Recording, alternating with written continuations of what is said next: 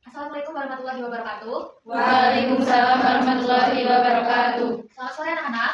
Sore Bu. Bagaimana kabarnya hari ini? Alhamdulillah baik. Alhamdulillah baik ya. Sebelum memulai pembelajaran pada sore hari ini, alangkah lebih baik jika kita berdoa terlebih dahulu. Berdoa menurut agama dan kepercayaan masing-masing dimulai.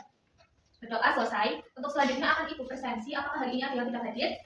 Ada Bu. Siapa yang tidak hadir? Datia. Ada yang tahu kira-kira Datia kenapa? Tidak tahu. Oke, mungkin nanti akan Ibu konfirmasi kepada Datia kenapa hari ini tidak hadir.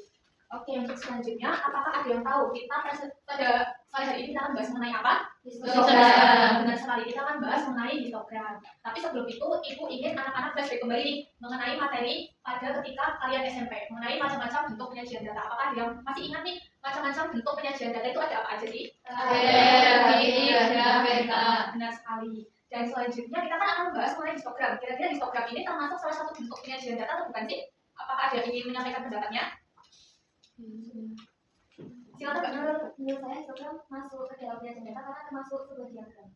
Beri tepuk tangan kepada Mbak Nurul. Jadi benar sekali yang dikatakan bahwa histogram itu salah satu bentuk dari penyajian data. Nah, untuk selanjutnya Ibu akan menyampaikan tujuan pembelajaran pada kali ini, yaitu melalui pembelajaran PPL siswa dapat menyajikan data dalam bentuk histogram. Kemudian melalui pembelajaran PPL siswa dapat merepresentasikan data berdasarkan tampilan histogram, dan melalui pembelajaran PPL siswa dapat mengaplikasikan histogram dalam penyelesaian permasalahan sehari-hari.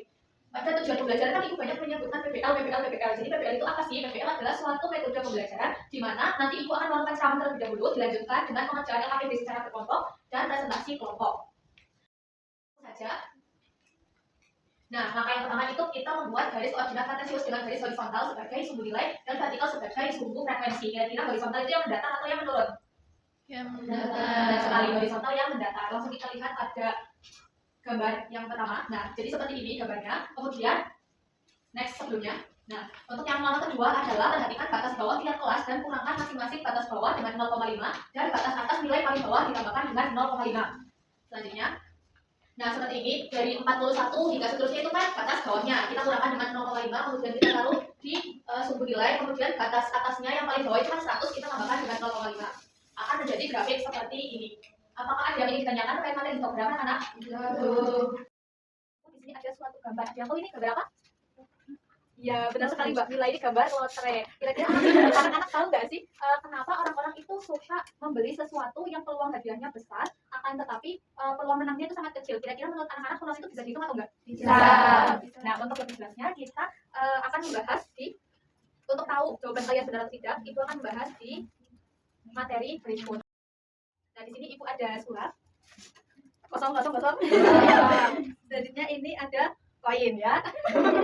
Nah, yang dimaksud dengan ruang sampel tadi itu adalah di koin ini kan ada angka dan gambar. Jadi yang dimaksud ruang sampel itu adalah himpunan dari seluruh kejadian yang mungkin. Kan ada angka dan gambar. Jadi ruang sampelnya ada dua. Nah, selanjutnya mengenai titik sampel. Titik sampel adalah semua anggota dari ruang sampel. Nah, anggota dari ruang sampel tadi ada angka dan gambar. Nah, selanjutnya ada kejadian. Kejadian itu adalah himpunan bagian dari ruang sampel yang merupakan peristiwa yang sudah terjadi. Nah, kejadian yang mungkin dari adanya pelemparan koin ini apa saja anak-anak? Yang pertama muncul angka, dan yang kedua muncul gambar.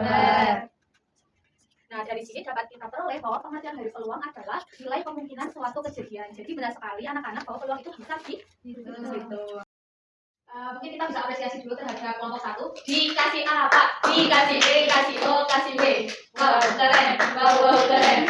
Wow, keren. Wow, keren. Tepuk tangan untuk kelompok 1. Terima kasih, Bu.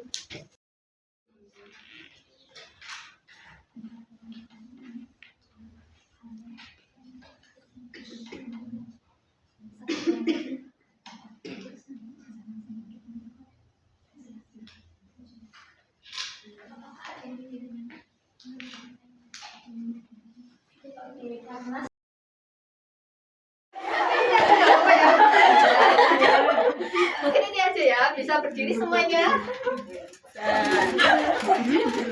Maaf ya anak-anak. Ya, Bu. 1, 2, 3. Buka tutup, bertepuk tangan. Buka tutup, Tepuk tangan lagi.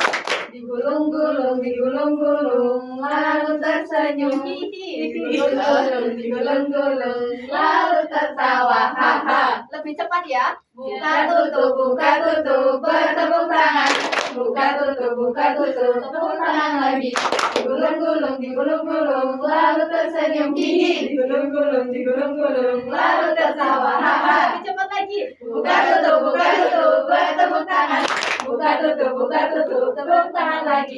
Digulung-gulung, lalu tersenyum gigi. Digulung-gulung, lalu tertawa. Haha. Terima kasih anak-anak. Tepuk tangan untuk semuanya. Udah semangat lagi belum nih? Sudah. Nah, selanjutnya Ibu.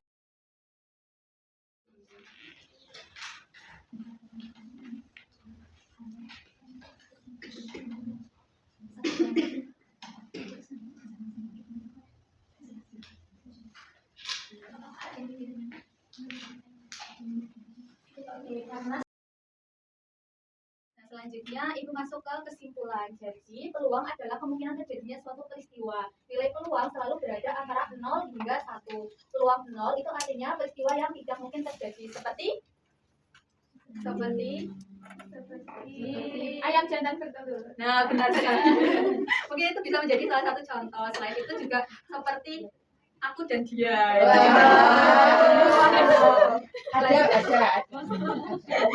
Peluang ya. Benar sekali. Peluang 1 artinya peristiwa pasti terjadi, dan peluang di antara 0 hingga 1 itu artinya mungkin terjadi. Nah, selanjutnya Ibu ada tugas kerjakan nomor 1 hingga 5 di buku paket halaman 67, DM-nya minggu depan ya anak-anak. Iya, Ibu. Untuk materi minggu depan akan ada materi mengenai peluang empiris, bisa disiapkan ya. Nah, selanjutnya adalah refleksi bagaimana pembelajaran hari ini. Pilih salah satu emoji yang mewakili anak-anak. Apakah senang, marah, sedih, atau mengantuk? Sik hard. Sakit ya. Kalau misal kalian lagi sakit mungkin bisa nanti ke UKS dulu, tidak apa-apa. Mungkin sekian pembelajaran dari Ibu. Kita akhiri dengan berdoa. Mungkin Mas Yogi bisa memimpin berdoa. Sebelum mengakhiri pembelajaran, mari kita berdoa terlebih dahulu. Berdoa mulai. Cukup. Baik, terima kasih Mas Yogi. Sekian materi dari Ibu. Wassalamualaikum warahmatullahi wabarakatuh. Waalaikumsalam warahmatullahi wabarakatuh. Terima kasih, Bu.